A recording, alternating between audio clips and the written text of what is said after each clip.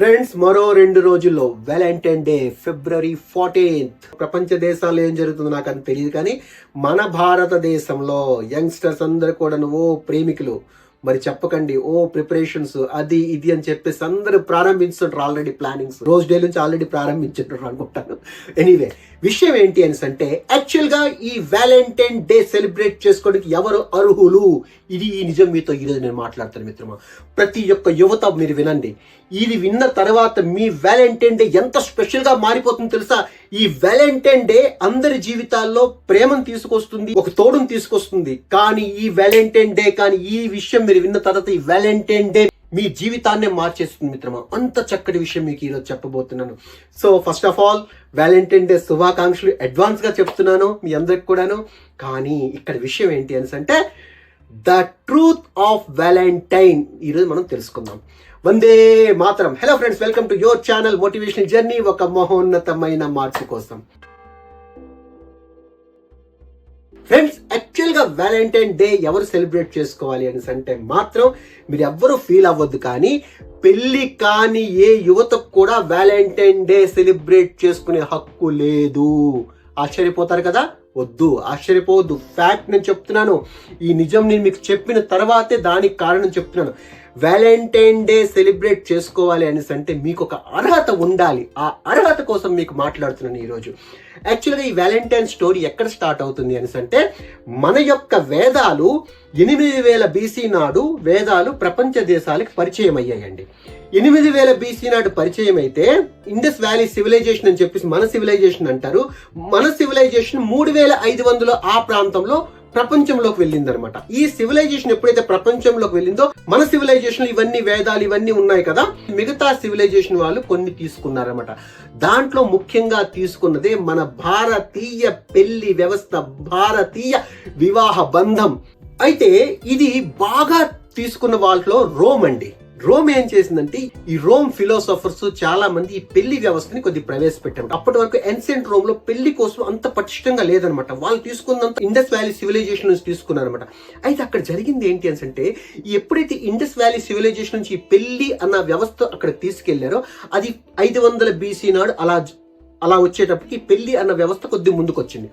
కానీ ఆ పెళ్లి అనే వ్యవస్థ వచ్చిన తర్వాత అక్కడ ఏం జరిగింది ప్రాబ్లం అంటే పెళ్లి, కుటుంబము, బాధ్యత అనేసరికి ప్రతి మనిషి ఒక రెస్పాన్సిబుల్ ఫ్యామిలీ పర్సన్ గా మారిపోతున్నారు అనమాట. ప్రతి ఒక్కరు కూడా ఎక్కువ ఫ్యామిలీకి ఇంపార్టెన్స్ ఇవ్వడం మొదలు పెట్టారు. అప్పుడు క్లాడియస్ II అనే రాజుకి ఏంటంటే ఎప్పుడైతే ఈ జనాలు ఈ పెళ్లి ఇవన్నీ అని చెప్పేసి ఫ్యామిలీ పరంగా మారిపోతున్నారో ఎక్కడైనా సరే నేను ఇతర దేశాలపైన ఆక్రమణకి వెళ్ళేటప్పుడు వీళ్ళు ముందుకు రారేమో అన్న భయం, ఈ పిల్లలు భార్య ఇవన్నీ వ్యవస్థలు వీళ్ళు ఉండిపోతే వాళ్ళ సైనికులు వీక్ అయిపోతారేమన్న ఒక చెడు ఆలోచన తప్ప అక్కడ ఇంకేం జరగలేదు. ఎందుకని అంటే ఒక సోల్జర్ ఎప్పుడు సోల్జర్ అండి. ఆయన ఫ్యామిలీలో ఉన్నా సరే ఎక్కడున్నా సరే ఒక సోల్జర్ని మాత్రం ఎప్పుడు కూడా వాడి లోపల ఉండే అగ్నిని మాత్రం ఎవరు ఆపలేరండి. కానీ ఆ రాజుకు అది అర్థం కాలేదు. కానీ కావాలని మాత్రమే ఆంక్షలు దేశంలో పెట్టాడు రోమ్ లో. అప్పుడు ఆంక్షలు పెట్టాడు, పెళ్లి అనే వ్యవస్థ వద్దు అని చెప్పేసి. ముందు ఎలా అయితే పెళ్లి పడాకలు లేకుండా మనం విచ్చలవిడిగా ఉండేవాళ్ళం ఆ వ్యవస్థే బాగుందని చెప్పేసి రాజు అన్నాడు అనమాట. 500 BC లో పెళ్లి అన్న వ్యవస్థ వచ్చింది. 300 BC నాడుకల్లా ఈ పెళ్లి వ్యవస్థ మీద వ్యతిరేకం ఏర్పడింది అనమాట. చాలా మంది ఫిలాసఫర్స్ ఈ పెళ్లి అనే వ్యవస్థని బాగా ఇష్టపడుతున్నారు. ఈ పెళ్లి అనే వ్యవస్థలో బాగా ఇష్టపడే ఒక సెయింట్ అండి, ఆయన పేరే వ్యాలంటైన్ అండి. ఆయన ఈ పెళ్లి అన్న వ్యవస్థని చాలా బాగా ముందుకు తీసుకొచ్చాడు. ఫస్ట్ వ్యాలంటైన్ డే సెలబ్రేట్ చేసుకునే అధికారం ఎవరిచ్చారని అంటే వ్యాలంటైన్ ఎవరెవరికైతే పెళ్లి చేశారో ఆ జంటలందరూ కూడా ఆయన చనిపోయిన రోజు ఫిబ్రవరి 14th వ్యాలంటైన్ డేగా వాళ్ళు శోక తప్త హృదయాలతో మన జీవితంలో వ్యాలంటైన్ చెప్పిన ప్రతి ఆదేశాన్ని పాటిద్దామని చెప్పేసి పెళ్లి చేసుకున్న దంపతులు దుఃఖంతో బాధతో సెలబ్రేట్ చేసుకొని వాళ్ళ యొక్క వ్యవస్థని చక్కగా నిలబెడతామని ఒకరికొకరి మాటిచ్చుకున్న రోజండి వ్యాలంటైన్ డే. అంటే నేను చెప్పదలుచుకుంది ఏంటంటే వ్యాలంటైన్ డే వివాహ వ్యవస్థని గౌరవించి భార్యాభర్తలు ఇద్దరు కూడా విషయం చెప్పుకోవాల్సిన రోజు వ్యాలంటైన్ డే అండి, లవర్స్ కోసం మాత్రం కాదు. అయితే ఫ్రెండ్స్, మీ అందరికీ అనిపించవచ్చు, అయ్యో ఏంటి ఈయన డిఫరెంట్ గా మాట్లాడుతున్నారు, వ్యాలంటైన్ డే మనం సెలబ్రేట్ చేసుకోవద్దని. లవర్స్ అందరూ డిసప్పాయింట్ అవ్వద్దు. వ్యాలంటైన్ డే సెలబ్రేట్ చేసుకోవాలని అంటే మాత్రం నేను మీకు సీక్రెట్ చెప్తున్నాను, వినండి. యువర్ వ్యాలంటైన్ అన్నారు కదండి, ఆ వ్యాలంటైన్ యొక్క వర్డ్ చూడండి. వ్యాలంటైన్ అండ్ మీనింగ్ ఏంటంటే స్ట్రెంగ్త్ అండి. మీరు కానీ అవతల వ్యక్తిని ఇష్టపడుతున్నారు అనుకోండి, అబ్బాయి కావచ్చు అమ్మాయి కావచ్చు, first be the strength for them. అవతల వ్యక్తి కోసం మీరు ఒక స్ట్రెంగ్త్ గా మారాలి. ఇప్పుడు ఏం చేస్తున్నారు, 10th క్లాస్ తమ్ముడు అన్నకు అడుగుతాడు అనమాట, ఏంటన్నయ్య వ్యాలంటైన్ డే వదిలి గ్రీటింగ్ ఇచ్చావా అని చెప్పేసి. అప్పుడు వీడు బరిది వదిలి అన్ని మొత్తం చిందరవందర చేసేస్తున్నారు. ఒకరికి ఒకరు శక్తిగా మారాలి అనేసి అంటే first give respect to the opposite person. అవతల వ్యక్తి యొక్క గౌరవాన్ని కాపాడండి. వ్యాలంటైన్ యొక్క మీనింగ్ ఏంటి అంటే స్ట్రెంగ్త్. అంటే ఎలాంటి స్ట్రెంగ్త్ అంటే నిస్వార్థంగా. ప్రేమ అన్నది నిస్వార్థంగా అండి. ఏది ఆశించి చేసేది ప్రేమ కానే కాదు. ప్రేమ అంటేనే నిస్వార్థంగా అవతల వ్యక్తి యొక్క అభ్యున్నతిని కాపాడుకునేదే ప్రేమ అండి. అలాంటప్పుడు ఎంత జాగ్రత్తగా ఉండాలో చెప్పండి. మీరు చిన్నపిల్లలు ఏం కాదు, మీరు ప్రేమించిన వయసుకు వచ్చారంటే మీకు అన్నీ అర్థమవుతుంటాయి. కానీ నేను చెప్పొచ్చేది ఏంటి అంటే అవతలి యొక్క వ్యక్తి యొక్క రెస్పెక్ట్ని కాపాడండి. అమ్మాయిని ఇష్టపడ్డారు 10 మందికి చెప్పడము చేయడము చేయకండి. ఫస్ట్ ఆఫ్ ఆల్ ఇవన్నీ ఏంటంటే మీరు ఒక టీవీ కానీ ఫ్రిడ్జ్ కానీ కొనుక్కునేటప్పుడు దాని యొక్క వారంటీ గ్యారంటీ అన్నీ చూస్తారే, 10-20 వేల వస్తువు కోసం మీరు అంత ఆలోచిస్తుంటా అంటే ఒక లైఫ్ పార్ట్నర్, మీ జీవితం యొక్క పార్ట్నర్ ఎంచుకోబోతున్నారు ఈ ప్రేమ ద్వారా.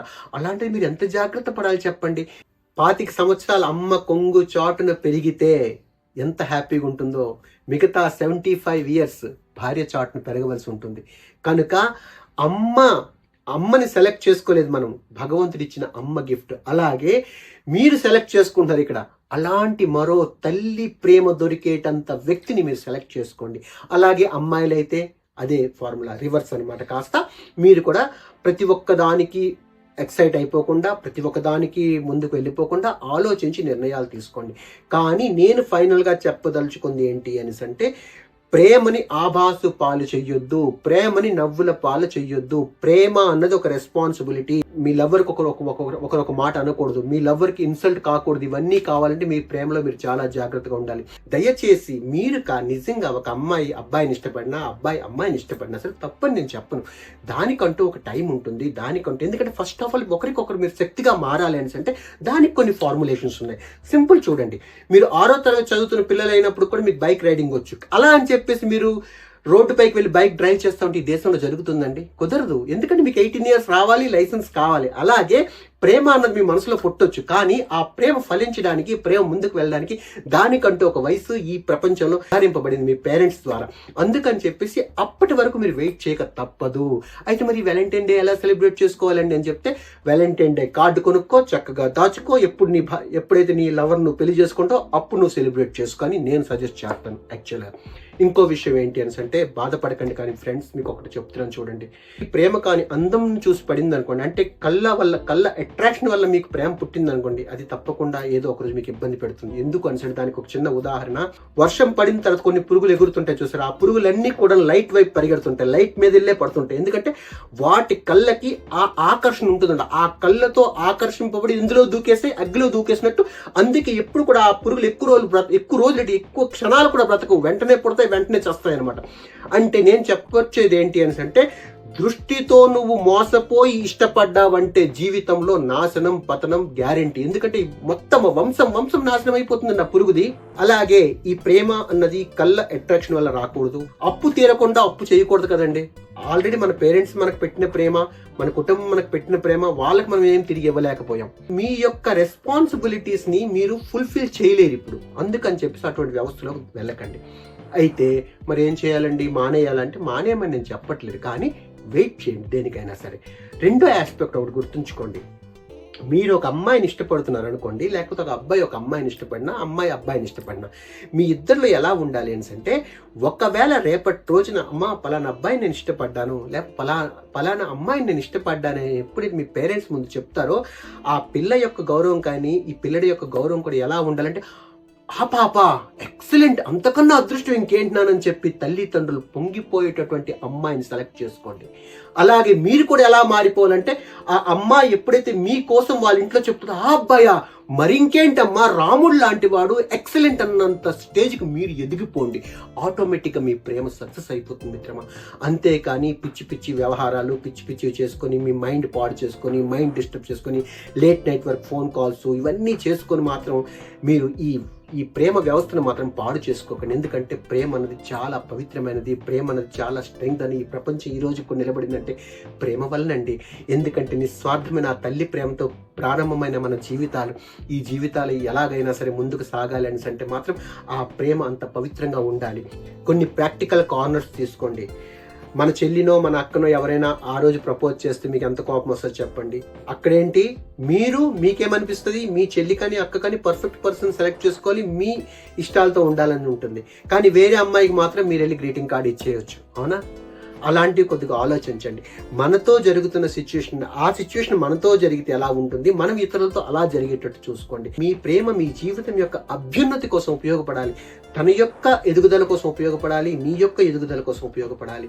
ఇప్పుడు ఏమవుతుంది అనేసి అంటే, మీకున్న మెచ్యూరిటీ లెవెల్స్ తక్కువ వలన ఈ సంవత్సరం ఇచ్చిన వ్యాలంటైన్ కార్డ్ నెక్స్ట్ ఇయర్ ఇంకోరి కోసం మారిందనుకో, దయచేసి అది ప్రేమ కాదు. అందుకని చెప్పేసి మీకు అనిపించినప్పుడల్లా ఈ వ్యాలంటైన్ డే, మీ పెళ్లి వరకు కూడా మీ వ్యాలంటైన్ డే కార్డ్స్ అన్ని కూడా గుప్తంగా పెట్టుకోండి.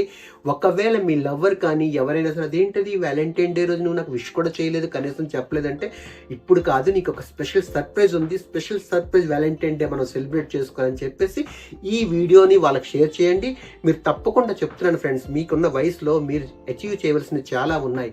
ఎందుకంటే ఈ ప్రేమ ఇవన్నీ వ్యవహారంలో పడితే ఏటవుతుందంటే, తప్పని నేను చెప్పను, కానీ ఏంటంటే మీరు డైవర్ట్ అవుతారు. ఏ వయసులో ఏ పనులు చేయాలో మీరు కాస్త ఆలోచించండి. అవతల వ్యక్తి యొక్క వ్యాలంటైన్ గా మారాలంటే, వ్యాలంటైన్ అంటే శక్తి, అవతల వ్యక్తి యొక్క శక్తిగా కావాలంటే నువ్వు శక్తిమంతుడిగా కావాలి, నువ్వు ఒక ఉన్నతమైన వ్యక్తిగా రావాలి. నువ్వు ఏ సిచ్యువేషన్ ఫేస్ చేసేటంత స్థాయికి నువ్వు ఎదగలగాలి. ఫైనాన్షియలీ, మెంటలీ, ఫిజికలీ, అన్ని విధాలుగా, సోషల్లీ, అన్ని విధాలుగా కూడా నువ్వు ఒక స్ట్రాంగ్ పర్సన్ గా తయారవ్వాలి. నువ్వు అవతల యొక్క వ్యాలంటైన్ కావాలి అనుకుంటే నువ్వు స్ట్రాంగ్ అవ్వాలి. వీడియో అలా కాస్త లెంగ్తీ అయిపోతుంది కనుక నేను ఈ వ్యాలంటైన్ డే కోసం సింపుల్ గా చెప్పాలంటే, వ్యాలంటైన్ అంటే స్ట్రెంగ్త్. వ్యాలంటైన్ డే సెలబ్రేట్ చేసుకున్నారు మొట్టమొదటి వాళ్ళు ఎవరని అంటే, ఓన్లీ వ్యాలంటైన్ ద్వారా పెళ్లి చేయబడ్డ దంపతులు మాత్రమే. ఈ వ్యాలంటైన్ సెలబ్రేట్ చేసుకునే అధికారం కేవలం దంపతులకు మాత్రమే, పెళ్లి కాని యువతీ యువకులకు మాత్రం కాదు అన్నది నా భారతదేశం యొక్క వివాహ వ్యవస్థ నుంచి అక్కడికి వెళ్ళి అటువంటి ఔన్నత్యం సంపాదించుకున్నటువంటి ఈ వివాహ వ్యవస్థని గౌరవిస్తూ happy Valentine day to all the married couple. Thank you very much for your valuable time. Bharat Mata కీ జై.